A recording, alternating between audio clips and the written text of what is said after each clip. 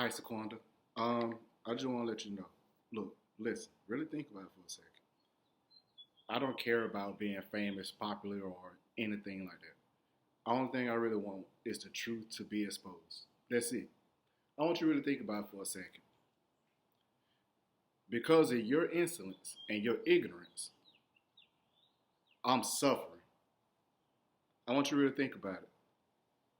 You have the capabilities to pretty much help me out in this situation, but you choose not to. Why? Only you had the answer to that. I've said you were envious of me. I've said you were jealous of me. Shit, I said you even hate me. But I ain't gonna lie to you.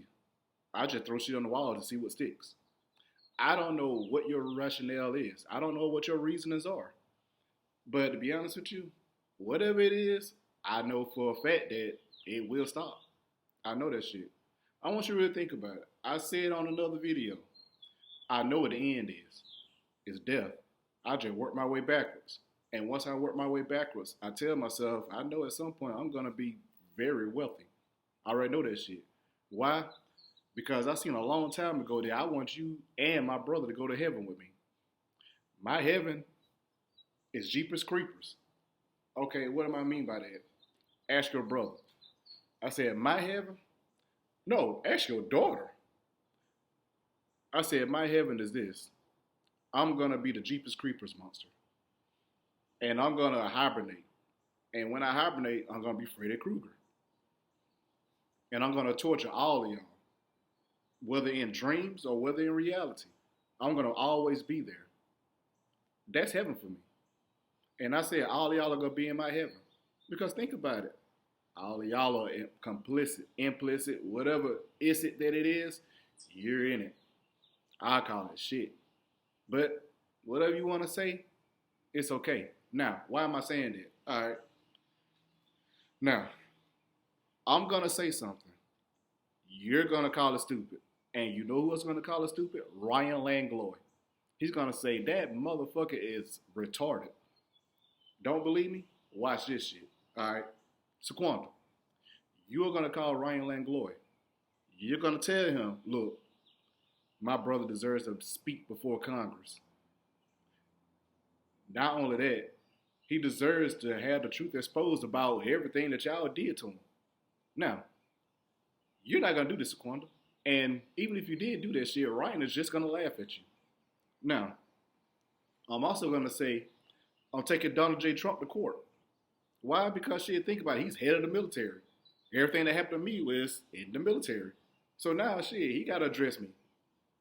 I ain't talking about in court. Court of public opinion. That's why I said I'm addressing Congress.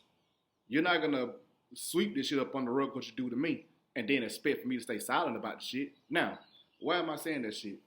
Ryan Langlois' bitch ass is going to go and talk to somebody to have me speak before Congress. When I speak before Congress, that shit is going to be nationally televised. CNN, MSNBC, Fox News, the works. All of y'all are going to fucking televise this shit. And I'm going to say my piece, and I'm going to walk the fuck away. When I walk the fuck away, I expect a king's ransom. I expect that shit. Why? Because shit, man, think about the shit that you put me through, Sequanda. Now, I want you to really think about something for a second. The entire time I've been going through this shit, what have I said? Really think about it. When I was in prison, I barely talked to y'all. I didn't really talk to you until the end. And the only reason then was because I prayed so much to the point where it's like, all right, now, I can do what I need to do now. And what is that? Shit. Understand your ways. You got to understand what God truly is at this point. God isn't just some thing that you can pray for and just be like, oh, he's going to answer all my prayers. No. God says, look, you need to put in the work. Because once you put in the work, you become me. How? I can tell you when you're telling the truth. I can tell when you're lying. I can tell when you fake. I can tell when you're truthful. Don't believe me? Ask my baby mama. When you're yourself, it's a different feeling. It's energy. Your energy is so apparent that everybody knows when you're fake. Everybody, including you. I'm going to show you. All right. You would always talk about how you would talk about your son. When my son was like, what, 2 or 3 years old or something like that? My son is 8 now. Really think about it. You talk about how you used to talk to my son at 3 years old and he's 8. So for 5 years, you haven't talked to my son. Really think about it. But you still talk about as if you talk to him as if he's dead. I remember I used to talk to your son and we used to do this and we used to say this. I'm like, shit, man, I just talked to your child today. And you talking about a child that you talked to 5 years ago. We're not talking about your oldest child, the one that perished outside of your vagina. No, I'm talking about my son who's 8 years old, and you talked to him when he was 3. All right, but that's too much like right to talk about. But I digress. All right, his mother. We would sit down and have a conversation. She would tell me, look, that's your sister. Even though like y'all had y'all differences, she would tell me, look, man, she's genuine right here. I can feel that. When she was talking to my son, I felt that. That's why they were getting along so good. Because she wasn't fake. But boy, you could tell when she's fake though. She was around the head. I didn't tell her she was wrong. I said, shit, yeah, you're right. I know my sister. That's her. But when you're fake, oh man, all gloves come off at that point because shit, you play the victim. I want you to really think about it. You play the victim when you start and call shit. All right, I'm gonna give you a for instance, and you talk about it all the time. I don't. You would always tell me. I remember when we was kids. When we were kids, I'm sorry. When we were kids, these girls tried to jump on me, and you would not help me. I had to go get my brother, and he had to go help me. I said, yeah, you remember why? She was like, it doesn't matter. I said, yes, it does. Yes, it does. Think about it. You will always bring up that shit, but you won't talk about your side of it.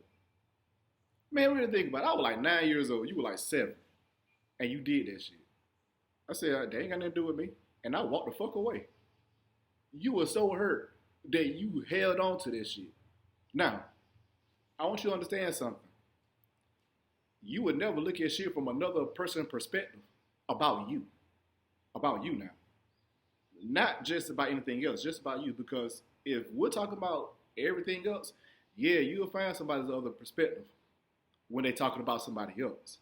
But when it comes to like one-on-one conversation, you would never find that perspective. Never. You parrot. You hear and you parrot. Don't believe me? I done said a lot of shit to you. And you go back and parrot what I said. Just as you parrot everybody else.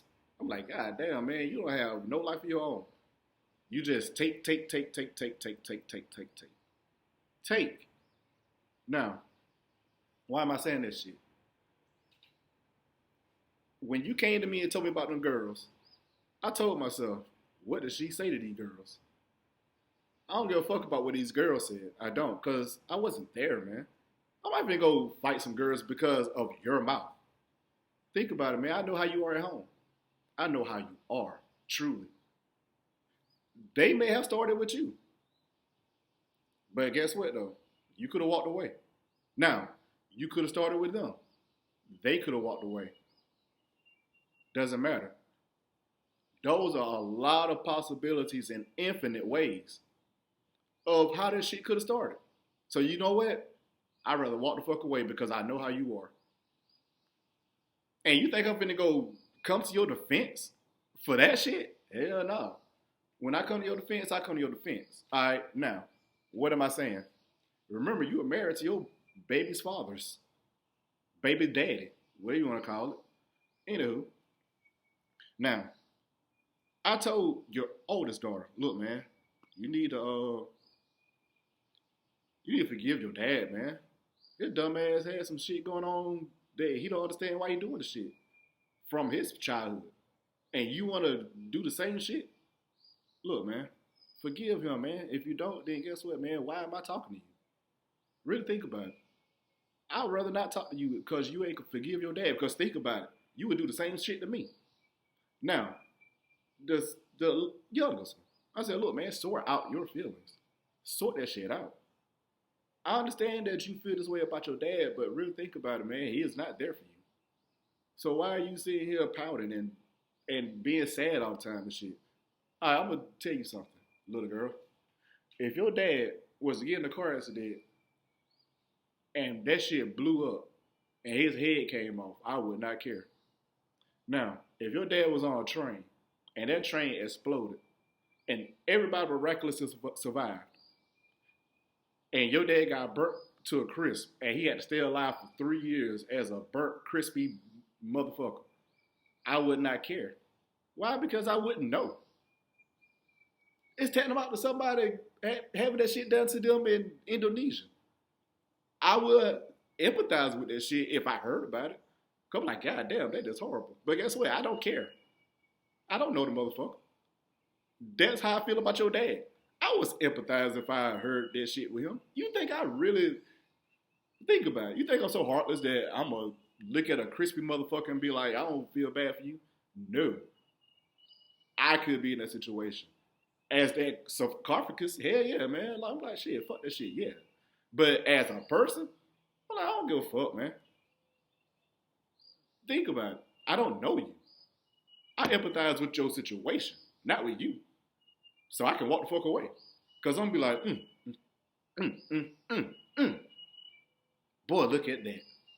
Now, I'm telling her this because I'm like, shit, hey, look, man, think about it. If that happened to your dad right now, you would not know because he don't talk to you. Now, even if it did happen, how are you going to know? Really think about it. Through a third party. The doctor ain't finna call you, they'll call the mom. And then your mom come to you and be like, baby, I got something to tell you. Because your mom is still in love with your dumb ass daddy. I don't know if it's love or lust. I honestly don't know. I don't know if it's even just embarrassment because I got kids by this dude and we're divorced and I'm in church. I don't know what the reasons are. I don't really give a fuck. You should need to sort out your feelings. This is what I'm telling your daughters. And your dad attacks me for that shit. Really think about it. Your dad literally put his hands around my neck and tried to choke me to death. And he said, that's the reason why. And you condone that shit. Because you asked me, did I apologize to your kids for telling them that shit? Your kids twisted the whole story. Because y'all pouted over your dad. Her dad, I mean. Their dad. Your dumbass baby dad. And I'm like, God damn. So you telling me, not only did I try to help your dumbass kids with a situation at their school via the Board of Education Transportation Department, you telling me I can't even tell them to get over the fact that they have stupid ass feelings for their dad? All right, man. Really think about it. I'm going to show you something. I'm going to show you something very crazy about this shit. Let's just say on the off chance that I'm wrong for doing this shit. Really think about it. At least I'm giving your kids advice. Really think about it. You haven't talked to my kid in 5 years. I'm over here telling your kids, look, man, forgive your dad. Forgive him. And you know what you did? You told me that my kid is going to be just like me and I'm going to lose him and shit. I'm like, God damn. How? You haven't talked to my kid in 5 years. You don't know the dynamics of our relationship. You do not know the dynamics of our relationship, homie. I'm going to tell you something right now. I'm going to tell you about my kid. Today is May 20th, 2025. It is currently 9:27 a.m. My kid scolded me last night on May 19th around 9 o'clock p.m. 2100 hours. This dude told me, look, man, when the fuck are you coming to see me, man? I want you to remember something. Me and my sister went trick-or-treating back when I was 4 years old. We said we'll be back. You stayed at home. I didn't see you no more after that for 2 years. Then all of a sudden, you came back 2 years later. And now I haven't seen you since then. Look, I ain't finna sit here and get into the details of the conversation. You just follow me. He's 8 years old. Like, that, that's not exactly how it went. How it went was like this. On your birthday, I said, fuck this shit. I'm going to call whoever they said I'm threatening and say, shit, hey, fuck y'all, come pick me up. I'm ready to go to jail. Because I'm tired of this shit. I'm tired of playing these games with y'all. Because here's what I'm going to show y'all. You all are going to box this shit up so bad till I'm going to call this shit out and y'all still are going to ignore every single thing that I'm telling you. Why? Because y'all don't give a fuck. Y'all give a fuck about lies so much to the point where, like, I'm showing you your inadequacies in arresting me.